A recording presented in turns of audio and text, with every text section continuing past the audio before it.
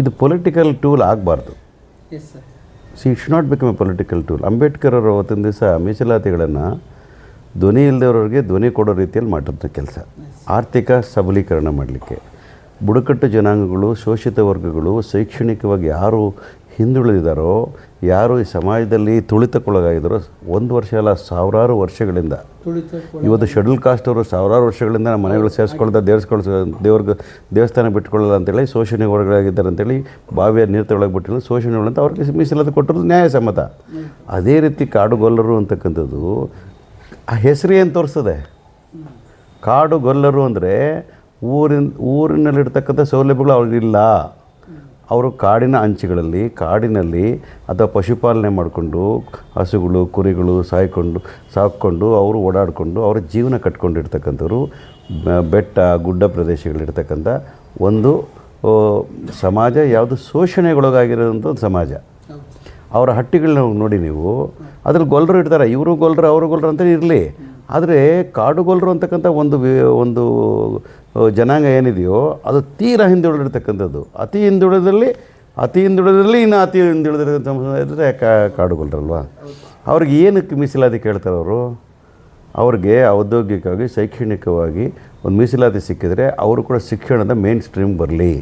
ಶಿಕ್ಷಣ ಮಾತ್ರ ಈ ಸಮಾಜವನ್ನು ಬದಲಾವಣೆ ಮಾಡಲಿಕ್ಕೆ ಸಾಧ್ಯ ಆಗ್ತದೆ.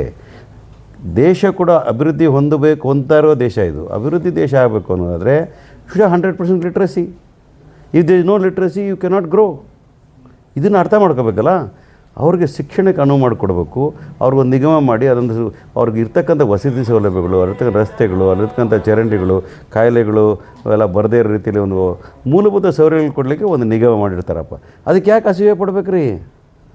ಅವ್ರು ಸಹಾಯ ಮಾಡಬೇಕಾ ಬೇಡೋ? ಮೂಲ ನಿವಾಸಿಗಳು ಇಲ್ವೋ? ಅವ್ರು ಕರ್ನಾಟಕದಲ್ಲೋ ಅಲ್ವೋ? 100% ಅವ್ರು ನಮ್ಮ ಮೂಲ ನಿವಾಸಿಗಳು, ಕರ್ನಾಟಕದ ಹಕ್ಕುದಾರರು ಅವರು. ಯಾಕೆ ಇವತ್ತು ಕೂಡ 75-76 ವರ್ಷಗಳಾದ ನಂತರ ಕೂಡ ಇವತ್ತು ಕೂಡ ಈ ಪರಿಸ್ಥಿತಿ ಇದೆ ಅಂದರೆ ಇಟ್ ಈಸ್ ನಾಟ್ ಕರೆಕ್ಟ್. ಅಂದು ಮಾತ್ರ ಇನ್ನೊಬ್ಬರು ಕೊಡಬೇಡಿ ಅಂತ ನಾನು ಹೇಳೋದಿಲ್ಲ. ಅವರು ಕೂಡ ಅವರಲ್ಲಿ ಕೂಡ ಬಡತನದಲ್ಲಿ ಇರ್ತಕ್ಕಂಥವ್ರಿಗೆ ಸೇರಿಸ್ಕೊಳ್ತಕ್ಕಂಥ ಏನು ತಪ್ಪಿದೆ ಅದರಲ್ಲಿ? Nothing wrong. ನಾನು MLC ಆಗಿ ಬಂದ ತಕ್ಷಣ ನಾನು ಕೇಳಿದ್ರು, ಇಲ್ಲಿ ಸಮುದಾಯ ಭವನ ಕಟ್ತಾಯಿದ್ದೆ ತುಂಬ ವರ್ಷ ನಿಲ್ಸಿಬಿಡಿ ಅಂತ. ಫಸ್ಟ್ ಕೊಟ್ಟೆ ನಾನು 10 ಲಕ್ಷ ರೂಪಾಯಿ ಕಟ್ರಪ್ಪ ಅಂತ. ಈಗ ಬಂದು ಅದೇ ಕೇಳಿದೆ, ಇನ್ನೂ ಬೇಕಾದ್ರೆ ನಾನು ಕೊಡ್ತೀನಿ ಕಟ್ರಪ್ಪ ಅಂತೀನಿ. ಏನಕ್ಕೆ ಕೇಳ್ತೀವಿ? ಅವ್ರ ಸಮುದಾಯದಲ್ಲಿ ಒಂದು ಮೀಟಿಂಗ್ ಮಾಡ್ಕೋಬೇಕಾದ್ರೆ, ಒಂದು ಶುಭ ಗಾಳಿಗೆ ಏನಾದರೂ ಕೆಲಸ ಮಾಡ್ಕೋಬೇಕಾದ್ರೆ ಅವ್ರಿಗೂ ಒಂದು ಸೌಲಭ್ಯ ಇರಬೇಕು ಅನ್ನೋ ದೃಷ್ಟಿಕೋನ ಅಷ್ಟೇ ಇರ್ತದೆ. They should not be politics out of it. ಆದರೆ ದುರಾದೃಷ್ಟ ಏನಂತಂದರೆ ಈ ಭಾಗದಲ್ಲಿರ್ತಕ್ಕಂಥ 44 ತಾಲೂಕುಗಳಿರ್ತಕ್ಕಂಥ ಕಾಡುಗೊಲ್ಲರನ್ನ ಕೇವಲ ವೋಟ್ ಬ್ಯಾಂಕ್ ಆಗಿ ಮಾಡ್ಕೊಂಡಿರ್ತಕ್ಕಂಥಕ್ಕೆ ನನಗೆ ಆಕ್ಷೇಪ ಇರ್ತಕ್ಕಂಥದ್ದು. ಕೇವಲ ಓಟಿಗೋಸ್ಕರ ನಾವು ಕಾಡುಗೊಲ್ಲರಿಲ್ಲ. ಈ ಸಲ ನಮ್ಮಲ್ಲೇ ಇರ್ತಕ್ಕಂಥವ್ರು MLAಗಳು ಆಗಬೇಕಾಗ್ತದೆ, ಜಿಲ್ಲಾ ಪಂಚಾಯತಲ್ಲೂ ಕೂಡ ಆಯ್ಕೆಯಾಗಿ ಬರಬೇಕಾಗ್ತದೆ. ನಾವು ರಾಜಕಾರಣದಲ್ಲಿ ಮೇನ್ ಸ್ಟ್ರೀಮ್ ಬರಬೇಕು. ಅವ್ರನ್ನ ಮೇನ್ ಸ್ಟ್ರೀಮ್ ತರಲಿಕ್ಕೆ ನಾಗರಾಜ್ ಕಟಿಬದ್ಧ ಕೆಲಸ ಮಾಡ್ತೀವಿ. ನೋಡಿ, 100% ವಿ ಹ್ಯಾವ್ ಟು ಟ್ರೈ. ಯಾಕೆ ಅಂತಂದರೆ 44 ತಾಲೂಕುಗಳಲ್ಲಿ ನಾವು ಪರ್ಟಿಕ್ಯುಲರ್ ಪೊಲಿಟಿಕಲ್ ಪಾರ್ಟಿಗೆ ಸಪೋರ್ಟ್ ಮಾಡ್ತಾ ಇರಬೇಕಾದ್ರೆ ನೀವು ಕೇವಲ ನಮ್ಮನ್ನ ವೋಟ್ ಬ್ಯಾಂಕ್ ಮಾಡ್ಕೊಂಡು ಎಲೆಕ್ಷನ್ ಬಂದಾಗ ಎಸ್ ಟಿ ಮಾಡಿಸ್ತೀನಿ, MP ಆಗ್ತೀನಿ, MLA ಆಗ್ತೀನಿ ಅಂತೀರಿ. ಯಾಕೆ ಆಗಲಿಲ್ಲ ಅನ್ನೋ ಪ್ರಶ್ನೆ ಯಾಕೆ ಕೇಳಬಾರ್ದು ನಾವು? ಯಾರು ಇವ್ರನ್ನ ತಡೆ ಹಿಡಿತಾ ಇದ್ರೆ ಮಾಡಬಾರ್ದು ಅಂತ ಹೇಳೋಕ್ಕೆ? ಇವತ್ತು ಸಿದ್ದರಾಮಯ್ಯ ಸಾಹೇಬರು 2014ರಲ್ಲಿ ರೆಕಮೆಂಡ್ ಮಾಡಿ ಕಳಿಸಿದರು. 4 ಸಲ ವಾಪಸ್ ಯಾಕೆ ಬರ್ತದೆ? ಆ ಹೆಸರೇ ಸೂಚಿಸದಲ್ರಿ ಕಾಡುಗೊಲ್ಲರು ಅಂತಕ್ಕಂಥದ್ದು. ಅಡವಿಗೊಲ್ಲರು ಅಂದ್ರೆ ಏನು ರೀ ಅರ್ಥ? ಅದಕ್ಕೆ ನಾನು ಯಾರ ಮೀಸಲಾತಿ ಕಿತ್ಕೊಂಡು ನಮ್ಗೆ ಕೊಡಿ ಅಂತ ಹೇಳಲ್ಲ. ಶೋಷಣೆಗೆ ಒಳಗಾಗಿರ್ತಕ್ಕಂಥ ಶೈಕ್ಷಣಿಕವಾಗಿ, ಸಾಮಾಜಿಕವಾಗಿ, ಆರ್ಥಿಕವಾಗಿ, ರಾಜಕೀಯವಾಗಿ ಅತಿ ಹಿಂದುಳಿರ್ತಕ್ಕಂಥ ಒಂದು ಸಮುದಾಯ ಯಾರಾದರೂ ಕರ್ನಾಟಕದಲ್ಲಿದ್ದರೆ ಅದು ಮೂಲತಃವಾಗಿ ಕಾಡುಗೊಲ್ಲರು, ಅಡವಿಗೊಲ್ಲರು ಅನ್ನೋ ಮಾತನ್ನು ಹೇಳ್ತಾ ಇದ್ದೀನಿ, ಹಟ್ಟಿಗೊಲ್ಲರು ಅನ್ನೋ ಮಾತು ಹೇಳ್ತಾ ಇದ್ದೀನಿ. ಅವ್ರ ಮೂಲಭೂತ ಸೌಲಭ್ಯಗಳಿಲ್ಲಲ್ರಿ. ಹಟ್ಟಿಗಳಿಗೆ ದಾಖಲೆಗಳಿದೆ. ನಾನು ಬನ್ನಿ, ನಾನು ತೋರಿಸ್ತೀನಿ. ನಾನೇನಾದರೂ ಅದನ್ನ ಬೀದಿಗೆ ಹೋಗಿ ಕೆಲಸ ಮಾಡಿದ್ದಾದರೆ ರಾಜಕಾರಣ ಕಲರ್ ಬರ್ತದೆ ಅಂತೇಳಿ ನಾನು ಅಡ್ಮಿನಿಸ್ಟ್ರೇಟಿವ್ ಲೆವೆಲಲ್ಲೇ ಮಾಡ್ತಾಯಿದ್ದೀನಿ. ಅಂದ ಮಾತ್ರಕ್ಕೆ ನಾಗರಾಜ್ ಯಾದವ್ಗೆ ಹೋರಾಟ ಮಾಡೋ ಛಲ ಇಲ್ಲ ಅಂತಲ್ಲ. ನಾನು ಬೀದಿ ಹೋರಾಟ ಮಾಡೋದಕ್ಕೆ ದಿನಗಳು ಭಾಳ ಹತ್ರ ಆಗಿರ್ತಕ್ಕಂಥದ್ದು. ಈ ಬಾರಿ ನನ್ನ ಫೈಲಿಗೆ ಅದಕ್ಕೆ ಅನುಮತಿ ಮತ್ತು ಅದಕ್ಕೆ ಅವಕಾಶ ಮಾಡಿಕೊಡದೇ ಇದ್ದರೆ ನಾವು ಉಗ್ರವಾದ ಹೋರಾಟವನ್ನು ಖಂಡಿತವಾಗಿ ಮಾಡ್ತೀವಿ. Why we should beg like this?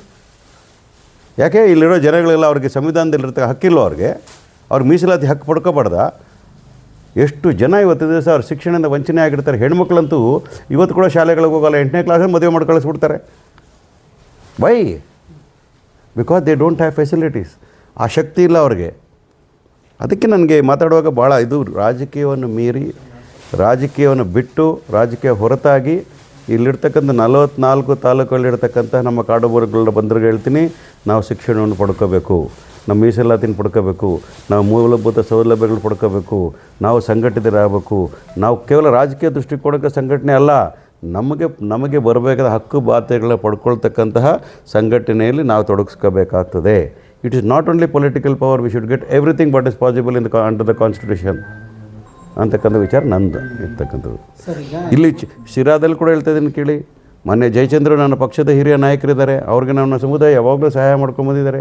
ಅವ್ರ ಕೈಲಾಗಿದೆ ಅವ್ರು ಸೇವೆ ಮಾಡಿರ್ಬೋದು, ಅದು ಸಾಲದು ನಮ್ಮ ಮಾತನ್ನು ಕೂಡ ಹೇಳ್ತೀನಿ. ನಮ್ಮ ಸಮುದಾಯಕ್ಕೆ ಒಬ್ಬ ಶಾಸಕ ಆಗಲಿಕ್ಕೆ ಅರ್ಹತೆ ಇರ್ತಕ್ಕಂಥ ಜನನೂ ಇದ್ದಾರೆ, ಮತ್ತು ನಮ್ಮ ಸಮುದಾಯದಲ್ಲಿರ್ತಕ್ಕಂಥ ಜನಗಳಿಗೆ ನಾವು ಬೆಳೆಸ್ತಕ್ಕಂಥ ಕೆಲಸವನ್ನು ಮಾಡಬೇಕಾಗ್ತದೆ. ಅದರಲ್ಲಿ ಎರಡು ಮಾತು ಇಲ್ಲವೇ ಇಲ್ಲ. ಅವರು ಸಹಾಯ ಸಹಕಾರವನ್ನು ಕೂಡ ನಾವು ಕೇಳ್ತೀವಿ. 100% ಸತ್ಯ ಇದು. ಗ್ರೂಪಿಸಮ್ ಜಾಸ್ತಿ ಇರೋದು ನಮ್ಮಲ್ಲಿ ಸಂಘಟನೆ ಕೊರತೆ ಅಲ್ಲ, ನಮ್ಮನ್ನು ಆ ರೀತಿ ಉಪಯೋಗಿಸ್ಕೊಂಡು ಗುಂಪುಗಾರಿಕೆ ಮಾಡ್ತಾರೆ ಬೇರೆಯವರು. ನಮ್ಮ ಅದಕ್ಕೆ ಒಳಗಾಗ್ತಾರೆ. ಯಾಕೆ ಅಂತಂದರೆ ಇಲ್ಲಿರ್ತಕ್ಕಂಥ ರಾಜಕಾರಣಿಗಳು ಆ ರೀತಿ ಮಾಡ್ತಾರೆ. ಈಗ ನಾಗರಾಜ ಯಾದವ್ ಬಂದು ಏನೋ ಮಾಡೋಕ್ಕೋದ್ರೆ ಇನ್ನೊಂದು ಗುಂಪನ್ನ ಎತ್ತು ಕಟ್ತಕ್ಕಂಥ, ಇನ್ನೊಬ್ರು ಯಾರು ಮಾಡೋದು ಅವ್ರೇನೋ ಎತ್ತು ಕಟ್ಕೊಡ್ತಂದು ನೋಡಿ. ಆ ಮನುಷ್ಯ ಇರ್ತಾರೆ, ಯಾವುದೋ ಒಂದು ಸಣ್ಣ ಸಹಾಯ ಕೇಳಿದ್ರೆ ಮಾಡಲ್ಲ. ಯಾಕೆ? That not educated or what? ಮಾಡಲ್ಲ, ಅವ್ರಿಗೆ ಬೆಳೆದ್ಬಿಡ್ತಾರೆ ಅಂತ. This is not correct. ಅದನ್ನು ನಮ್ಮ ಸಮುದಾಯದವ್ರು ಅರ್ಥ ಮಾಡ್ಕೋಬೇಕಾಗ್ತದೆ. ಊರು ಕಾಡು ಅಂತಕ್ಕಂಥ ಭೇದ ಭಾವ ನಾಗರಾಜ ಯಾದವ್ ಹತ್ರ ಇರಲ್ಲ. ಎಲ್ಲ ಗೊಲ್ಲರಿಗೆ ಸಹಾಯ ಮಾಡ್ತೀವಿ. ಅದು ಮೂಲತಃವಾಗಿ ಕಾಡುಗೊಲ್ಲರಿಗೆ ಸಹಾಯ ಮಾಡ್ತಕ್ಕಂಥದ್ದು ದಟ್ ಈಸ್ ಎ ಕಾನ್ಸ್ಟಿಟ್ಯೂಷನರಿ ರಿಕ್ವೈರ್ಮೆಂಟ್. ಇವತ್ತಿನ ದಿವಸ ಸಂವಿಧಾನಬದ್ಧವಾಗಿರ್ತಕ್ಕಂಥ ಹಕ್ಕನ್ನು ಕೇಳ್ತಾರೆ. ಆಮೇಲೆ ಇನ್ನೊಂದು ವಿಶೇಷ ಎಲ್ಲರ ಮುಂದೆ ಹೇಳ್ತೀನಿ ನಾನು. ಇವತ್ತು ಮುಖ್ಯಮಂತ್ರಿಗಳ ಮೀಟಿಂಗ್ ಮಾಡಿದಾಗ, ಕಾಡುಗೊಲ್ಲರ ಸಭೆ ಮಾಡಿದಾಗ, ಗಂಟೆಗಟ್ಟಲೆ ಸಭೆ ಮಾಡಿದಾಗ ಒಬ್ಬ ಕಾಡುಗೊಲ್ಲ ಕೂಡ ಊರುಗೊಲ್ಲರಿಗೆ ವಿರೋಧ ಮಾಡಲೇ ಇಲ್ಲ. ಅವ್ರು ಹೇಳಿದರು, ನಾವು definitely will be with them sir, ನಮ್ಗೆ ಕೊಡ್ತಕ್ಕಂಥ ಹಕ್ಕು ಮೀಸಲಾತಿಗಳನ್ನು ಕೊಡಲಿ, ತದನಂತರ ಅವ್ರದ್ದು ಕುಲಶಸ್ತ್ರ ಅಧ್ಯಯನ ಮಾಡಿ ಅವ್ರಿಗೂ ಮಾಡಿ ಸರ್, ನಮ್ಮದೇನು ಅಭ್ಯಂತರ ಇಲ್ಲ ಅಂತ ಹೇಳಿದವ್ರು ಯಾರು ಇದ್ದರೆ ಅದು ಕಾಡುಗೊಲ್ಲರು. ಇದಕ್ಕಿಂತ ಹೃದಯವಂತಿಕೆ ಬೇರೆ ಏನು ಬೇಕು ನಿಮಗೆ? There is no problem. ಅದು ಪೊಲಿಟಿಕಲ್ ಆಲೋಚನೆ ಇಟ್ಕೊಂಡಿರೋರು ಮಾತ್ರ ಊರು ಕಾಡು ಅಂತ ಮಾಡ್ತಾರೆ. I am not like that. ಉಪಯೋಗಿಸ್ಕೊಂಡಿಲ್ಲ, ಲ್ಯಾಪ್ಸ್ ಆಗ್ತದೆ. ಯಾಕಂದರೆ ನಮ್ಮಲ್ಲಿ ಆ ಒಂದು ಶೈಕ್ಷಣಿಕವಾಗಿ ಅವ್ರಿಗೆ ಅರಿವಿಲ್ಲ, ಜಾಗೃತಿ ಮೂಡಿಸಿಲ್ಲ. ನಾವು ಜಾಗೃತಿ ಮೂಡಿಸೋ ಕೆಲಸ ಆಗಬೇಕು. ಸ್ವಲ್ಪ ತಿಳುವಳಿಕೆ ಇರ್ತಕ್ಕಂಥವ್ರು ನಾನು ಅದನ್ನೇ ಯೋಚನೆ ಮಾಡಿದ್ದೀನಿ. ಈಗ ನಮ್ಮಲ್ಲಿ ಇರ್ತಕ್ಕಂಥ 44 ತಾಲೂಕುಗಳಿಗೆ ನಾನೇ ಟ್ರಾವೆಲ್ ಮಾಡಬೇಕಾಗ್ತದೆ. ನಮ್ಮ ಸರ್ಕಾರ ಸೌಲಭ್ಯಗಳನ್ನ ಅವ್ರಿಗೆ ಜಾಗೃತಿ ಮಾಡಿ ತಿಳಿಸ್ತಕ್ಕಂಥ ಕೆಲಸ ಮಾಡಬೇಕಾಗ್ತದೆ. ಆ ಹಕ್ಕುಗಳನ್ನು ಕೊಡಿಸ್ತಕ್ಕಂಥ ಕೆಲಸವನ್ನು ನಾವು ಮಾಡಬೇಕಾಗ್ತದೆ. That is the job of every leader if is really committed to constitution norms. ಸಂವಿಧಾನದಲ್ಲಿ ನಂಬಿಕೆ ಇರೋರು ಯಾರು ಕೂಡ ಕಾಡುಗೊಲ್ಲರ ವಿರೋಧ ಮಾಡಲಿಕ್ಕೆ ಸಾಧ್ಯನೇ ಆಗೋದಿಲ್ಲ. ಯಾರು ಸಂವಿಧಾನ ವಿರೋಧ ಮಾಡ್ತಾರೆ ಅವ್ರು ಮಾತ್ರ ಕಾಡುಗೊಲ್ಲರನ್ನ ವಿರೋಧ ಮಾಡಲಿಕ್ಕೆ ಸಾಧ್ಯ ಆಗ್ತದೆ. ಮಾತನ್ನು ಹೇಳಲಿಕ್ಕೆ ಬಯಸ್ತೀನಿ. ಮಾಡಲೇಬೇಕು. ಇದು ಯಾವತ್ತಿಂದ ಮಾತ್ರ ನಾನು ಹೇಳ್ತೀನಿ ಕೇಳಿ. ನಾನು ರಾಜಕಾರಣ ಸೇರಿ 44 ವರ್ಷ ಆಯಿತು. ಆವತ್ತಿಂದ ಇವತ್ತರೂ ಕೇಳ್ತಾ ಇದ್ದೀನಿ. ನಮ್ಮಲ್ಲೂ ಕೂಡ ಮಂತ್ರಿಗಳೆಲ್ಲ ಆಗೋಗ್ಬಿಟ್ರು. ಯಾಕೆ ಮಾಡಲಿಲ್ಲ ಇದ್ದವ್ರಿಗೂ ಕೂಡ? ನಾನು ಎಷ್ಟು ಪ್ರಶ್ನೆಗಳು ಹಾಕಿದ್ದೀನಿ ಕಂದಾಯ ಗ್ರಾಮಗಳನ್ನ ಮಾಡಿಕೊಡ್ಬೇಕು ಅಂತೇಳಿ. ಆ ಕಂದಾಯ ಗ್ರಾಮಗಳು ಆಗಲಿಲ್ಲ ಅಂತಂದರೆ ಅವ್ರಿಗೆ ಯಾವ ದಾಖಲೆಗಳು ಸಿಗೋಲ್ಲ, ಏನು ಸಿಗೋಲ್ಲ, ಅವ್ರಿಗೆ ಯಾವ ಮೂಲಭೂತ ಸೌಲಭ್ಯಗಳು ಸಿಗೋಲ್ಲ. Who is responsible for all this thing? ಆಮೇಲೆ ಸಂವಿಧಾನದ ಆಚೆ ಇರ್ತಕ್ಕಂಥ ವಿಚಾರಗಳನ್ನ ಕೇಳ್ತಾ ಇಲ್ಲ. ಮೂಲಭೂತ ಸೌಲಭ್ಯಗಳು ಕೊಡಲಿಕ್ಕೆ, ನಮ್ಮ ಹಕ್ಕು ಪತ್ರಗಳು ಪಡ್ಕೊಳ್ಳಿಕ್ಕೆ ಅದು ಕಂದಾಯ ಗ್ರಾಮಗಳಾಗಿ ಮಾಡ್ರಪ್ಪ. ಅವ್ರಿಗೆ ರಸ್ತೆ, ಕುಡಿಯೋ ನೀರು, ಒಂದು ವಸತಿ ಸೌಲಭ್ಯ, ಒಂದು ಶಾಲೆ, ಅದೆಲ್ಲ ಅವ್ರು ನಂಬಿರ್ತಕ್ಕಂಥ ಹಿಂದಿನ ಕಾಲದ ಬಂದಿರೋ ಸಂಸ್ಕೃತಿನ ಜೀವಂತ ಉಳಿಸ್ಕೊಳ್ಳಿಕ್ಕೆ ಅವ್ರು ಪ್ರಯತ್ನ ಪಡ್ತಾರೆ. We should support them. ಉಳ್ಳವ್ರಿಗೆ ಕೊಡ್ತಾ ಹೋದರೆ ಬೇರೆಯವ್ರು ಏನು ಮಾಡಬೇಕು? And they should give their ಎಜುಕೇಷನ್ಗೆ ಅವ್ರಿಗೆ ಮೀಸಲಾತಿ ಕೊಡ್ತಕ್ಕ ಕೆಲಸ ಆಗಲೇಬೇಕಾಗ್ತದೆ. ಆದರೆ ಈ ಸಲ ಒಂದು ಆಗಿರ್ತಕ್ಕಂಥಂದರೆ ಸಿದ್ದರಾಮಯ್ಯವರು 100% ಅದನ್ನು ಕೇಂದ್ರ ಸರ್ಕಾರಕ್ಕೆ ಬರೆದಿದ್ದಾರೆ. ಕೇಂದ್ರ ಸರ್ಕಾರ ಇರ್ತಕ್ಕಂಥ ಯಾವುದೇ ಪಕ್ಷದ ಅಧಿಕಾರದಲ್ಲಿದ್ದರೂ ಕೂಡ ನಾನು ರಾಜಕಾರಣ ಮಾಡಲಿಕ್ಕೆ ಇಷ್ಟಪಡಲ್ಲ.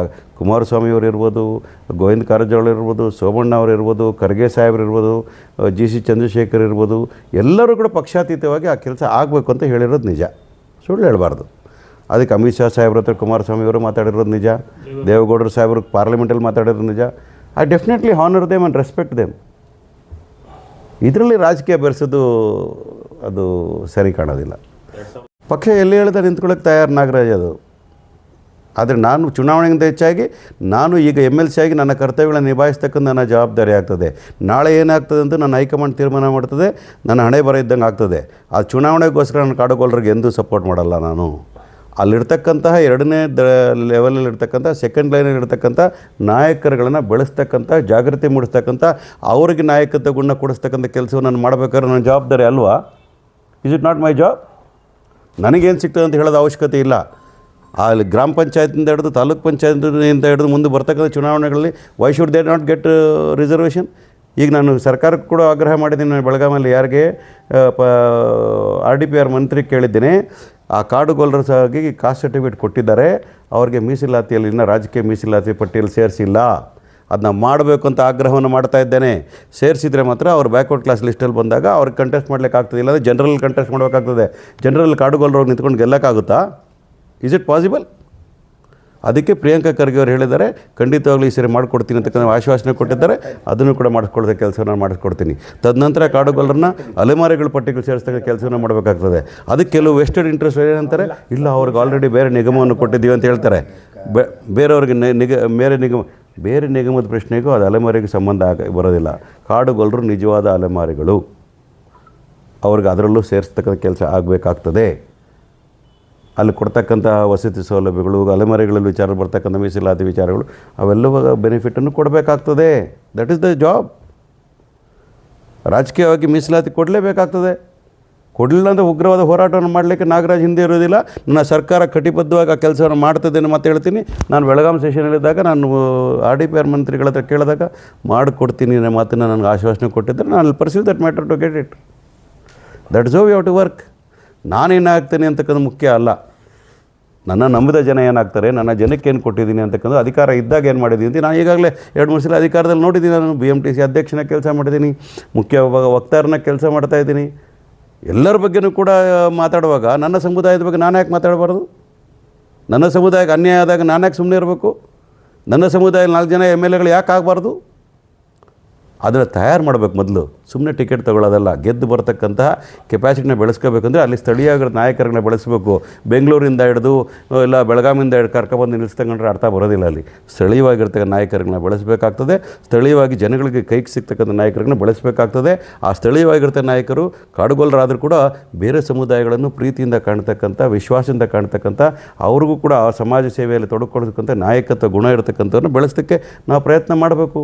ನನ್ನ ಆಫೀಸ್ಗೆ ಯಾರು ಬಂದರೂ ಕೂಡ ಸಹಾಯ ಮಾಡ್ತೀನಿ. ನಾನು ಕಾಡುಗೊಲ್ಲರು ಅಲ್ಲದೆ ಇರೋರು ಬಂದರೂ ಸಹಾಯ ಮಾಡ್ತೀನಿ, ಊರುಗೊಲ್ಲರು ಬಂದರೂ ಸಹಾಯ ಮಾಡ್ತೀನಿ, ಲಿಂಗಾಯತರು ಬಂದರೂ ಮಾಡ್ತೀನಿ, ಮುಸ್ಲಿಮ್ಸ್ ಬಂದರೂ ಮಾಡ್ತೀನಿ. That is my job. Specially ಯಾಕೆ ಕಾಡುಗೊಲ್ಲರಿಗೆ ಮಾಡ್ತೀವಿ ಅಂದರೆ ಕಣ್ಣೆದುರುಗಡೆ ಇಡ್ತಕ್ಕಂಥ ಕಾಡುಗೊಲ್ಲರು, ಕಣ್ಣೆದುರುಗಡೆ ಇಡ್ತಕ್ಕಂಥವ್ರು, ನಮ್ಮದೇ ಸಮುದಾಯದಿಂದ ಬಂದಿರತಕ್ಕಂಥವ್ರು, ಕಣ್ಣೆದುರುಗಡೆ ಅವ್ರಿಗೆ ಶಿಕ್ಷಣದ ವಂಚನೆ ಆಗಿರ್ತಕ್ಕಂಥದ್ದು. ಸೊ ಅವ್ರಿಗೆ ಮಾಡಬೇಕಾಗಿರೋ ವಿಶೇಷ ಕಾಳಜಿನ ಖಂಡಿತ ಅವ್ರು ಹೊಂದಿರ್ತೀನಿ.